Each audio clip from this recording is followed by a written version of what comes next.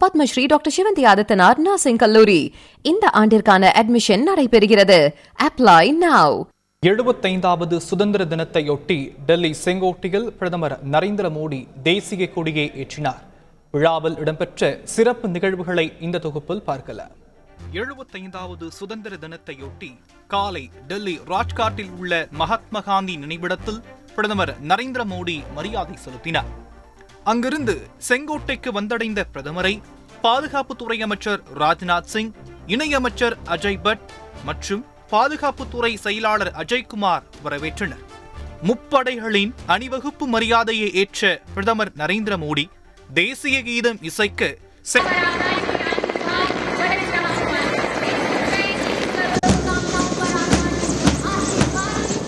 பின்னர் விழாவில் உரையாற்றிய பிரதமர் நரேந்திர மோடி ஒலிம்பிக்கில் பங்கேற்ற வீரர்களுக்கு கைதட்டி பாராட்டு தெரிவித்தார். கோவிட் போராளிகள், தடுப்பூசி தயாரித்த விஞ்ஞானிகள், மருத்துவ நிபுணர்களுக்கு நன்றி தெரிவித்தார்.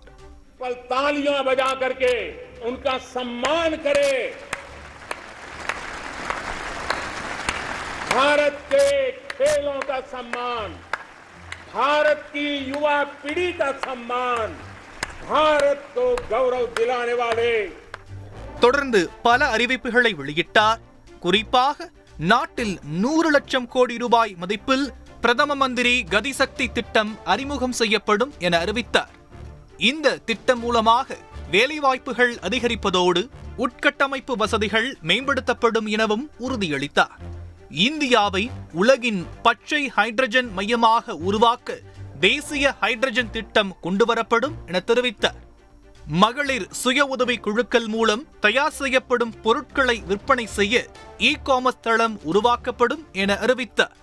விரைவில் வடகிழக்கு மாநிலங்கள், ஜம்மு காஷ்மீரின் தலைநகரங்கள் அனைத்தும் ரயில் போக்குவரத்து மூலம் இணைக்கப்படும் என அறிவித்தார்.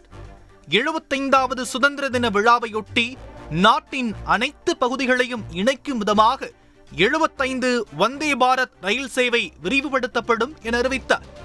இனிவரும் ஆண்டுகளில் நாட்டில் உள்ள சைனிக் பள்ளிகளில் பெண் குழந்தைகளும் சேர்க்கப்படுவார்கள் என பிரதமர் அறிவித்தார். உரையை முடித்த பின்னர் ஒலிம்பிக் வீரர் வீராங்கனைகள் அமர்ந்திருந்த அரங்குக்கு சென்று கையசைத்து வாழ்த்துக்களை பகிர்ந்து கொண்டார்.